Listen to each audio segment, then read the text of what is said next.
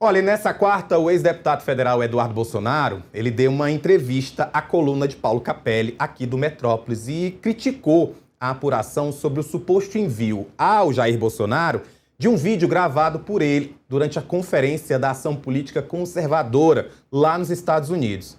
E ele desafiou o ministro Alexandre de Moraes. Vamos ver. O senhor gravou aquele vídeo dizendo, olha, vou mostrar aqui esse apoio para o Jair Bolsonaro. O senhor mandou aquele vídeo para quem naquela ocasião? Esse vídeo está gravado no meu celular. O Alexandre de Moraes é maluco, ele tem um fetiche comigo, eu acho que ele deve sonhar comigo, por isso que ele fica tentando fazer essas ordens. Porque ele, na verdade, Capelli, ele tenta me intimidar. O Flávio Bolsonaro gravou um vídeo, postou nas suas redes sociais, disse que em algum momento mostraria para o Jair Bolsonaro. E não teve problema nenhum. Porque quando eu faço, vira problema. Porque ele quer pegar uma base de pessoas, né, que não acompanham política ou que sejam mais ignorantes para achar que o Eduardo Bolsonaro está dando dor de cabeça ao Jair Bolsonaro. Ou seja, ele quer me calar, ele quer causar uma fissão, uma divisão entre mim e a minha base de apoiadores. Mas eu jogo com as minhas próprias regras, não estou preocupado com a pressão do Moraes e vou seguir sendo o pior pesadelo dele aqui nos Estados Unidos. Mas vou enviar aquele vídeo para alguém, para que alguém pudesse repassar para o ex-presidente Jair Bolsonaro? Ficou apenas no seu celular ou o senhor enviou para alguém? Como é que foi a dinâmica? Se o Alexandre de Moraes tiver coragem de me mandar uma carta rogatória para eu responder a esses factoides que ele faz sobre mim, essas investigações onde ele abre para ele ser o investigador, o julgador, o acusador, se ele tiver coragem, Moraes, eu te desafio, mande uma carta rogatória para mim aqui nos Estados Unidos, que eu te respondo ainda fazendo uma transmissão ao vivo. Mas enquanto não chega a carta rogatória enviada por Moraes a você aí nos Estados Unidos, o senhor poderia dizer qual foi a dinâmica daquele vídeo, se foi só armazenado no celular ou se enviou para terceiros? Capelli, eu quero que o Alexandre de Moraes me intime. Eu quero que ele pare de ficar pedindo nas plataformas, utilizando de meios ilícitos para pegar meus dados pessoais, igual fez agora, né? Explanou agora esse relatório da CCJ americana, onde ele pede às plataformas de redes sociais dados pessoais meus. Eu é que tenho que perguntar para o Moraes. Eu é que tenho que saber, Moraes, quais dados pessoais meus você está querendo saber? Você está tentando entrar no meu celular?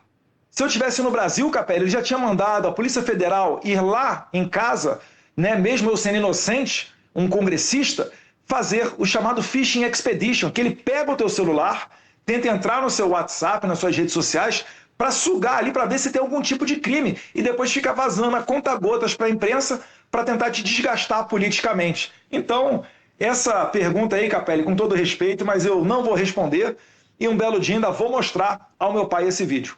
Vou enviar aquele vídeo para alguém, para que alguém pudesse repassar para o ex-presidente Jair Bolsonaro? Ficou apenas no seu celular ou o senhor enviou para alguém? Como é que foi a dinâmica? Se o Alexandre de Moraes tiver coragem de me mandar uma carta rogatória para eu responder a esses factoides que ele faz sobre mim, essas investigações onde ele abre para ele ser o investigador, o julgador, o acusador, se ele tiver coragem, Moraes, eu te desafio, mande uma carta rogatória para mim aqui nos Estados Unidos, que eu te respondo ainda fazendo uma transmissão ao vivo. Eu estou ao vivo com o Paulo Capelli para que ele nos diga aí como foi essa repercussão da entrevista do Eduardo Bolsonaro e qual o risco dessas falas dele atrapalharem a campanha do irmão Flávio. Ô Capelli, muito boa tarde. Eu quero saber disso porque semana passada, semana retrasada, eu acho já, né? Quando o Jair Bolsonaro foi para a prisão domiciliar, um dos pontos trazidos pelos admiradores, pelos apoiadores de Bolsonaro, é que isso poderia acalmar os ânimos entre os bolsonaristas e o STF, principalmente o ministro Alexandre de Moraes. A impressão que dá é de que Eduardo Bolsonaro não vai diminuir essa campanha contra o ministro Alexandre de Moraes. E aí eu te pergunto, ele deixou isso claro, inclusive, durante a entrevista para você. Pelas respostas do ex-deputado a você, pela essa entrevista e, claro, pelo conhecimento prévio que você tem de acompanhar a política brasileira, você acredita que essas falas de Eduardo podem acabar atrapalhando a campanha e até mesmo colocando em risco a domiciliar de Jair Bolsonaro? Oi, boa tarde a todos, boa tarde, Rafa. Olha, eu acredito que esse movimento não é isolado apenas do Eduardo Bolsonaro, porque o Flávio Bolsonaro, que é o candidato da família à presidência da República, quando saiu a domiciliar de Jair Bolsonaro, o próprio Flávio, que hoje é o representante maior da família em termos de política, porque tem os direitos, está elegível e é o candidato da família, criticou duramente Alexandre de Moraes. Por quê? Porque na decisão que impôs a prisão domiciliar para Bolsonaro, Alexandre de Moraes botou ali que tem um prazo de 90 dias, ou seja, ele botou uma domiciliar temporária, que findado esses 90 dias, Bolsonaro volta para a cadeia, salvo uma nova avaliação que mostra a necessidade de Bolsonaro continuar em prisão domiciliar. E Flávio Bolsonaro fez uma fala muito dura, condenando essa decisão de Alexandre de Moraes, dizendo que Alexandre de Moraes inovou, né, com a prisão temporária domiciliar, né, para Jair Bolsonaro. Então, assim, esse discurso de Eduardo Bolsonaro, embora bem mais contundente do que o de Flávio, não é dissonante da própria família, né? Carlos Bolsonaro tem feito postagens bastante duras em relação a Alexandre de Moraes. O Flávio deu uma moderada no tom, mas voltou a subir quando a prisão domiciliar de Bolsonaro foi temporária, nesse prazo de 90 dias, e Eduardo Bolsonaro não mudou em nada o tom dele, né? A novidade que a gente tinha até então era mais um discurso de moderação de Flávio Bolsonaro, que voltou a subir o tom depois dessa decisão de Alexandre de Moraes.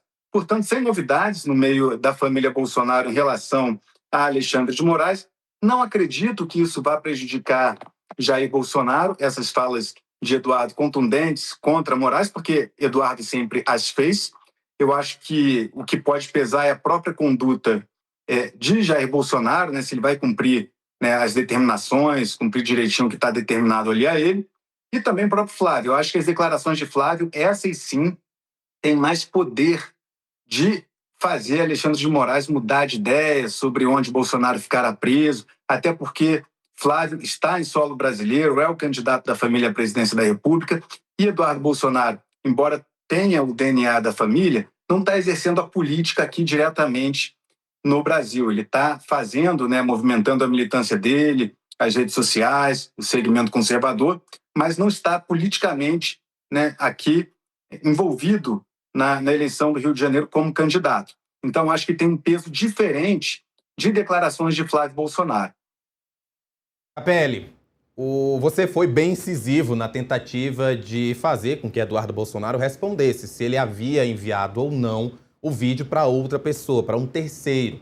Ele escolheu não responder e me pergunto, o que é que me vem de pergunta em relação a isso? Você deixou claro, a gente viu como ele voltou a subir o tom em relação a Alexandre de Moraes, mas houve esse receio em responder, nem que não tinha enviado ou que tinha enviado. Você acha que foi uma tática de Eduardo Bolsonaro exatamente para não criar mais um problema dentro desse aspecto que já é problemático de ele ser acusado de ter enviado o vídeo para o pai e que ele nega? Pode ser uma evasiva, sim, Rafa. O que ele fez, né, foi dizer que só vai responder se foi intimado por Alexandre de Moraes por meio de uma carta rogatória. A gente lembra que Eduardo Bolsonaro disse que a forma como Alexandre de Moraes tem intimado ele aqui no Brasil e tal não seria compatível, porque ele está morando no exterior, e teria que haver todo um outro procedimento de carta rogatória, enfim. E é isso que ele pleiteou que Moraes fizesse com ele para que ele respondesse. Agora, é de fato uma questão delicada, Rafa, porque pode botar o ex-presidente Jair Bolsonaro de volta em um presídio, perder a prisão domiciliar. É isso que Alexandre de Moraes está investigando, né? Para quem aquele vídeo foi enviado, se chegou a Jair Bolsonaro. A gente lembra que na domiciliar Bolsonaro não pode usar as redes sociais, mas o que o Eduardo Bolsonaro falou que foi bem interessante é que Flávio Bolsonaro anteriormente disse que mostraria um vídeo para Bolsonaro e que Alexandre de Moraes não viu aquilo como um problema na ocasião e passou batido. E agora com ele, Eduardo, Alexandre de Moraes vai e dá essa determinação dizendo que pode ter havido aí, né,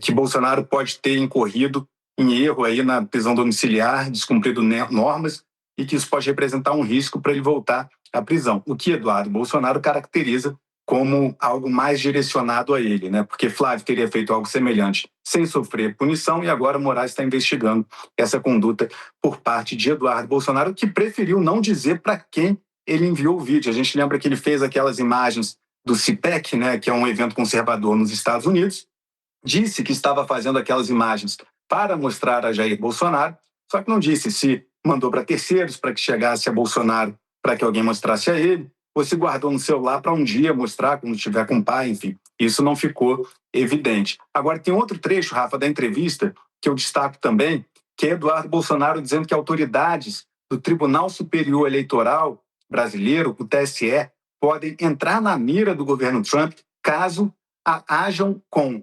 parcialidade nas eleições aqui no Brasil. Outro ponto que repercutiu muito, esse que você trouxe, eu queria, na verdade, estender. O Eduardo Bolsonaro também deixou claro de que ele pretende falar com Donald Trump caso ele perceba que o Tribunal Superior Eleitoral esteja, nas palavras dele, né, na ideia dele, não seguindo corretamente com as eleições de 2025. É um discurso que a gente já viu em 2022, é um discurso que o bolsonarismo encampa há muito tempo. Queria que você também pudesse fazer essa análise, já que você trouxe aí mais cedo como o Eduardo vai ter mais dificuldade de influenciar a eleição porque ele está lá nos Estados Unidos, de que forma esse discurso também de Eduardo Bolsonaro pode atrapalhar ou não as eleições aqui no Brasil, já que ele colocou aí o Donald Trump como alguém que ele pode buscar caso ele sinta que as eleições não estão no caminho que ele considera correto. Isso, Rafa, ele citou a Casa Branca, o Departamento de Estado, órgãos aí do governo dos Estados Unidos, que ele vai acionar, diz que tem até o contato, né, dessas autoridades por WhatsApp, que ele pode enviar diretamente por WhatsApp mensagens para atualizar sobre a situação das eleições no Brasil. Agora, um ponto que chama a atenção ali é que ele usou a seguinte expressão, ele falou, olha, que em 2022 as eleições, na concepção dele, não foram justas. Ele não citou nada de urna eletrônica, ele não falou que teve fraude em urna, não falou nada disso. Na concepção dele, teria havido decisões injustas por parte do TSE, na concepção de Eduardo Bolsonaro, em julgamentos referentes ao então presidente Jair Bolsonaro e ao adversário Lula, que se elegeu presidente da República, nessas eleições de 2022. Então ele diz, para Bolsonaro havia uma série de restrições, Bolsonaro não podia fazer A, B, C, e o tribunal permitia que Lula fizesse essas práticas que não eram permitidas a Jair Bolsonaro. Foi isso que Eduardo Bolsonaro disse nessa entrevista que ele concedeu para a coluna, e que ele vai ficar de olho nessa questão, se o tribunal estará agindo com parcialidade ou imparcialidade. Ou seja, não houve comentários sobre urna eletrônica, voto impresso, mas sim sobre o critério usado pelos ministros do TSE ao fazer as determinações seja contra Lula, seja contra Bolsonaro. Capelli, você falou, só para a gente finalizar, você falou no início da nossa entrevista aqui que você não acredita que Eduardo Bolsonaro possa atrapalhar a campanha de Flávio. Depois dessa entrevista que você fez com ele, dessas críticas que ele fez a Moraes, dele ter dito que poderia buscar a Casa Branca caso sentisse que as eleições não estão acompanhando uma ordem correta na visão dele. Então eu queria que você pudesse também analisar como ele pode ajudar o Flávio Bolsonaro, já que, como você também lembrou bem, ele está lá nos Estados Unidos. Bom, Rafa, em relação a Eduardo Bolsonaro não atrapalhar o pai, é uma avaliação que eu faço, contudo, é também notório que as articulações dele em nada ajudam. Essas declarações dele não atrapalham, porque ele sempre fez essas declarações e isso não impediu que Moraes concedesse a domiciliar temporária para Bolsonaro. Contudo, elas também não ajudam. Por exemplo, o movimento moderado de Flávio Bolsonaro dos últimos meses, que procurou Alexandre de Moraes pessoalmente, como advogado do pai, para pedir a prisão domiciliar.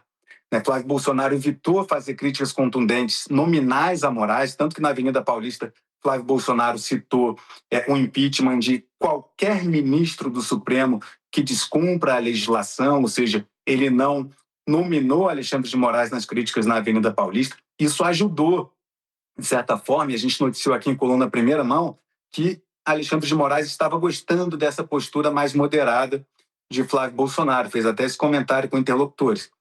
E isso ajudou a situação de Jair Bolsonaro. Essas declarações de Eduardo, eu acho que não atrapalham. Alexandre de Moraes não vai botar Jair Bolsonaro na prisão por causa de Eduardo, mas tampouco ajudam. É diferente desse movimento de Flávio que ajudou. Agora, como Eduardo Bolsonaro pode ajudar na articulação aqui no Brasil? Bom, ao menos no ponto de vista da própria família, ficou claro que essa ajuda seria por meio dessa suposta fiscalização que ele fará das eleições brasileiras, denunciando o que ele considerar que seria injustiça, se ele caracterizar aí na visão de Eduardo Bolsonaro que houve uma perseguição à candidatura de Flávio, censura à candidatura de Flávio, Eduardo vai usar isso como instrumento de pressão para o governo dos Estados Unidos se manifestarem, né, talvez a favor da candidatura de Flávio, ou então não reconhecerem uma eventual vitória de Lula, do presidente Lula. Ele deixou claro que se Lula for eleito presidente exercendo o mandato da forma como vem exercendo, o governo de Donald Trump pode não reconhecer a vitória de Lula na avaliação de Eduardo Bolsonaro. Então, acho que desse ponto, ele fica como uma espécie de observador das eleições, né? Ele está nos Estados Unidos mais atento às eleições no Brasil, e o que ele reputar como injustiça, ele vai acionar a Casa Branca para fazer pressão sobre as autoridades brasileiras. Inclusive, ele diz que ministros do TSE podem ser sancionados pelo governo Trump caso Washington avalie que eles estariam agindo de maneira parcial. Ei, Capelli, tem chão até outubro, hein? Nossa Senhora, toda vez que a gente fala sobre isso, a gente fica querendo que chegue logo, mas ao mesmo tempo pensando o que é que vai ser quando chegar. Obrigado por estar aqui com a gente no Boletim Metrópolis. Um forte abraço, Rafa, forte abraço a todos.